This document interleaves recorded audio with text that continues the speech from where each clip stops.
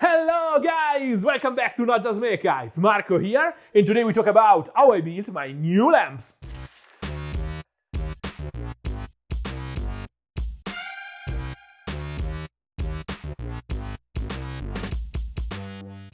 Every day I'm receiving a ton of questions about the lamps you see in the background, so since it's becoming difficult to reply one by one, it's time to solve their mystery with a video. You know from my previous videos that I'm a huge fan of the Embol Tertial work lamps from IKEA. They are cheap, sturdy, easy to mount on any kind of table or workbench, or even on the walls, and you can use the light bulbs you prefer in the super common E27 format. I had two of them in my old workspace in Italy, and when I rebuilt my studio after moving to Ireland, I created the same setup, because it was absolutely perfect for my painting needs, adding also an extra tertial to cover better my larger table. The only complaint I had about them was from my wife. You probably don't know this because I kept it secret, but 99% of the times it's my wife to take the pictures of my models. When it comes to photography, I'm a super noob. So, when in the future I make my video on how to take pictures of your models, I simply put her in front of the camera, so she can teach you all the tricks of a proper photography enthusiast. The problem with this kind of lamps is that even if they can cover well the need for a close light from above of a standard workbench, they are a bit limited for photography and its need for a proper free-flowing three-dimensional movement and sometimes strange steep angles. But in general, this was only a minor issue until I started making videos. Obviously, filming shares a lot with photography, but for me the critical breaking point was the tricky situation of recording while painting in my compact space, and the combined needs of the two activities happening at the same time. Suddenly, my favorite piece of equipment became my worst enemy. Then an old video from 3 years ago popped out from my inspiration folder with the answer. These lights are officially known as Adam Savage lamps, and they are all about mobility. This build didn't fit in my previous setup, but I started gathering components and materials anyway, and as soon as I had the chance to design a new workspace, I was ready to create my dream lights. I don't want to copy or rip off Adam's video because for the most part I followed step by step his super detailed walkthrough, so I'll focus my video on what I've done differently to make the lamps better suited for miniature painting, how to easily attach them to a more standard table, and how to find this stuff in Europe. For the original build, you can follow the link up here and in the description, and immediately start following Tested because it's simply the best channel on YouTube. The construction is relatively simple, and when you have all the parts ready on the table, you can have a cool working lamp in half an hour. The protagonist of the build and literal core of the lamps is the lock line.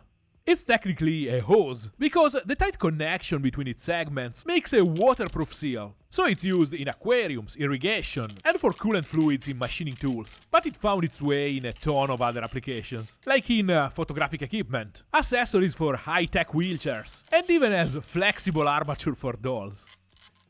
It's an American product, so obviously quite easy to get in the US, to the point where you can find it also on Amazon, but you have to dig deep to find it in Europe.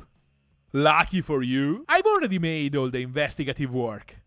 For small quantities and lockline accessories, your best option is to check the websites of supplies for aquariums and terrariums in your geographic area, that usually store all the little attachments and short segments of the basic hose. But if you need more material, in the description you can find the contact of a wholesaler based in Germany, where I was able to buy 5 meters of lockline with a single order, and for a good price. Here I'm using a 3/4 inch lockline. That's the largest diameter in the range. This size is the best to hold up the weight of the extended lamps, but as I'll show you later, you can create cool accessories even with the smaller sizes. Again, the lockline is originally a piece of hydraulic equipment, so it shares the standard measurements and general features of that macro family of materials, and you can find an infinite number of accessories to fix it to any surface or any kind of pipe with a simple run in your local hardware store. To attach the lamps to the table, I went for a simple solution, using a threaded lockline attachment with a cast iron flange for pipes. This is a decorative flange, often used to create industrial-looking shelves and hangers, and you probably don't want to run water through it, but it's still a solid, heavy piece of metal, perfect to support the weight of the lamps. The flange has these 8mm holes that I use to fix the structure to the table with 3 little washers and M8 bolts. And on the other side, washers again to spread a bit the physical stress, and lock nuts to block everything in place.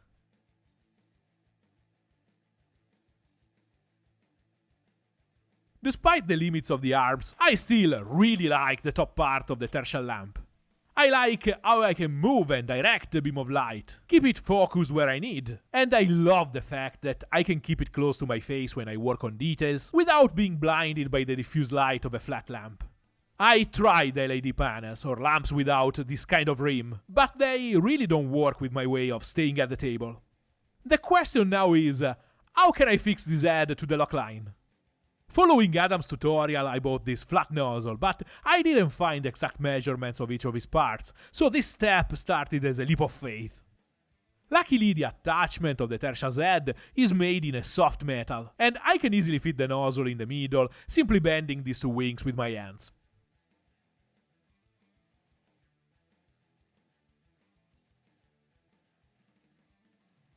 And for the same luck, the original holes perfectly fit the profile of the nozzle, ending up where the plastic is thicker and its general structure more resistant. Also, this part of the head joint sits on the borders of the nozzle, giving even more stability to their relation. I make sure my holes are perfectly aligned, and I transfer their position on the plastic nozzle. I mark the center, so the drill can't slide away from the right spot. And I drill the holes one by one, making sure they are still aligned.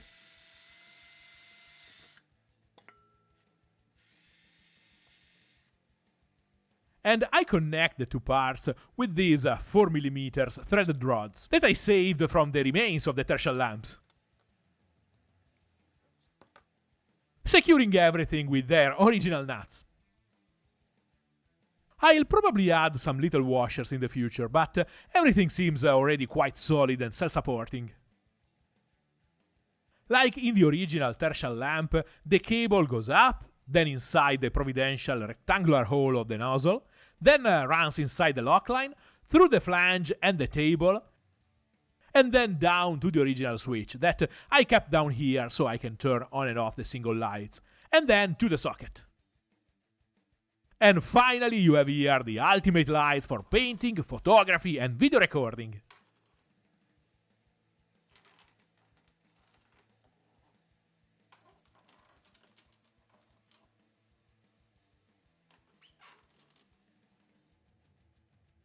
I went so deeply into the rabbit hole of possibilities opened by the lock line that I started also building other accessories. Here I combined an half-inch hose with the clamp of another cheap lamp, adding at the end this threaded rod from my GoPro to make a movable stand that I can clamp everywhere I need, for my phone or my webcam or any other light photographic accessories, because they all share the same standard size. Again, for extra building tips and a different point of view on lights and table attachments, check the original step-by-step on Tested. At the end, I simply love to constantly reorganize and perfect my workspace, and I think it's an integral part of the hobby, even only to fill the time when you don't feel like painting. I hope this video gave you some interesting ideas to improve your painting station, and if you add these lamps to your table, please share the pictures because I love to see how you adapt my strange ideas to your needs. If you like this video, give it a like and subscribe. Remember that you can ask me anything down below with a comment, and you can follow my projects during the week using one of my socials. And if you want to support my work, check my Patreon page and join the community, or maybe ask for a commission. See you next week, guys!